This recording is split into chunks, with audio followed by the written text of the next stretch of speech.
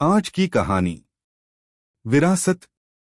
महेश के घर आते ही बेटे ने बताया कि वर्मा अंकल आर्टिगा गाड़ी ले आए हैं। पत्नी ने चाय का कप पकड़ाया और बोली, पूरे 17 लाख की गाड़ी खरीदी और वो भी कैश में। महेश हाँ हूं करता रहा।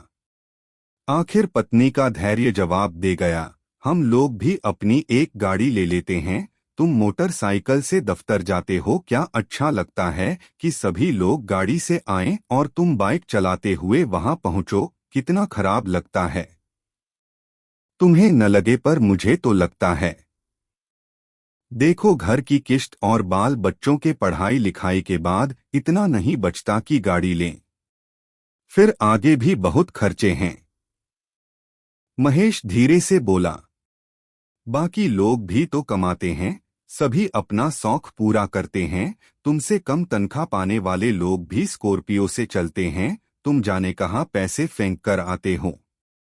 पत्नी तमतमाई, अरे भाई, सारा पैसा तो तुम्हारे हाथ में ही दे देता हूं, अब तुम जानो कहाँ खर्च होता है। महेश ने कहा, मैं कुछ नहीं जानती, तुम गांव की जमीन बेच दो, यही तो समय है जब घूम घाम ले हम भी जिंदगी जी लें। मरने के बाद क्या जमीन लेकर जाओगे? क्या करेंगे उसका? मैं कह रही, कल गांव जाकर सौदा तय करके आओ बस।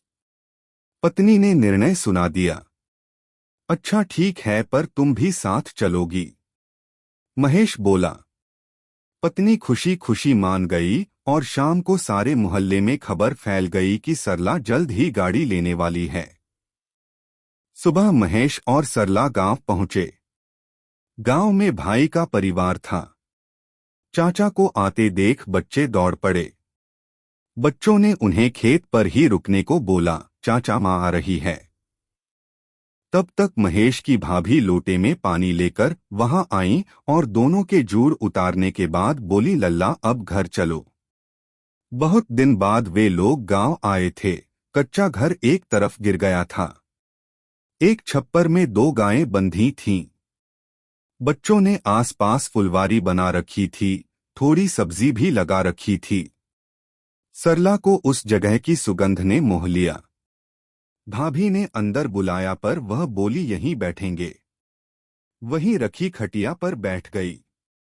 महेश के भाई कथा कहते थे। एक बालक भागकर उन्हें बुलाने गया।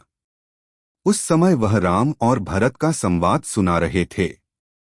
बालक ने कान में कुछ कहा, उनकी आंख से झरझर आंसू गिरने लगे, कंठ अवरुद्ध हो गया। जजमानों से क्षमा मांगते बोले, आज भरत वन से आया है राम की नगरी। श्रोतागण समझ नहीं सके कि महाराज आज यह उल्टी बात क्यों कह रहे। नरेश पंडित अपना झोला उठाए नारायण को विश्राम दिया और घर को चल दिए। महेश ने जैसे ही भैया को देखा दौड़ पड़ा। पंडित जी के हाथ से झोला छूट गया। भाई को अंकवार में भर लिए। दोनों भाइयों को इस तरह लिपटकर रोते देखना सरला के लिए अनोखा था।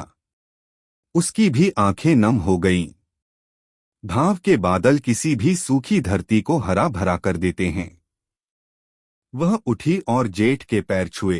पंडित जी के मांगल्य और वात्सल्य शब्दों को सुनकर वह अंतस तक भरती गई। 2 पैक्ड कमरे में रहने की अभ्यस्त आंखें सामने की हरियाली और निर्दोष हवा से सिर हिलाती नीम, आम और पीपल को देखकर सम्मोहित सी हो रही थीं। लेकिन आर्टिगा का चित्र बार बार उस सम्मोहन को तोड़ रहा था। वह खेतों को देखती तो उसकी कीमत का अनुमान लगाने बैठ जाती। दोपहर में खाने के बाद पंडित जी नित्य मानस पढ़कर बच्चों को सुनाते थे। आज घर के सदस्यों में 2 सदस्य और बढ़ गए थे। अयोध्या कांड चल रहा था। मंथरा कैकेयी को समझा रही थी, भरत को राज कैसे मिल सकता है। पाठ के दौरान सरला असहज होती जाती, जैसे किसी ने उसकी चोरी पकड़ ली हो। पाठ खत्म हुआ। पोथी रखकर पंडित जी गांव देहात की समसामयिक बातें सुनाने लगे। सरला को इसमें बड़ा रस आता था। उसने पूछा कि क्या सभी खेतों में फसल उगाई जाती है। पंडित जी ने सिर हिलाते हुए कहा कि एक हिस्सा परती पड़ा है। सरला को लगा बात बन गई। उसने कहा, क्यों न उसे बेचकर हम कच्चे घर को पक्का कर लें। पंडित जी अचकचा गए। बोले, बहू, यह दूसरी गाय देख रही, दूध नहीं देती पर हम इसकी सेवा कर रहे हैं। इसे कसाई को नहीं दे सकते। तुम्हें पता है, इस परती खेत में हमारे पुरखों का जांगर लगा है। यह विरासत है। विरासत को कभी खरीदा और बेचा थोड़े जाता है। विरासत को संभालते हुए हम लोगों की कितनी पीढ़ियां खप गईं। कितने बलिदानों के बाद आज भी हमने अपनी मही माता को बचा कर रखा है। तमाम लोगों ने खेत बेच दिए। उनकी पीढ़ियां अब मनरेगा में मजूरी कर रही हैं या शहर के महासमुंदर में कहीं विलीन हो गए। तुम अपनी जमीन पर बैठी हो, इन खेतों की रानी हो। इन खेतों की सेवा ठीक से हो तो देखो कैसे माता मिट्टी से सोना देती है।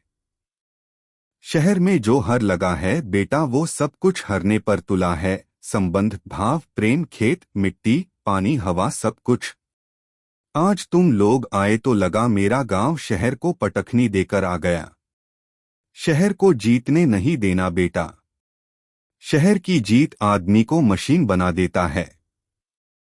हम लोग रामायण पढ़ने वाले लोग हैं, जहां भगवान राम सोने की लंका को जीतने के बाद भी उसे तज छोड़ कर वापस अयोध्या ही आते हैं। अपनी माटी को स्वर्ग से भी बढ़कर मानते हैं। तब तक अंदर से भाभी आईं और उसे अंदर ले गईं। कच्चे घर का तापमान ठंडा था।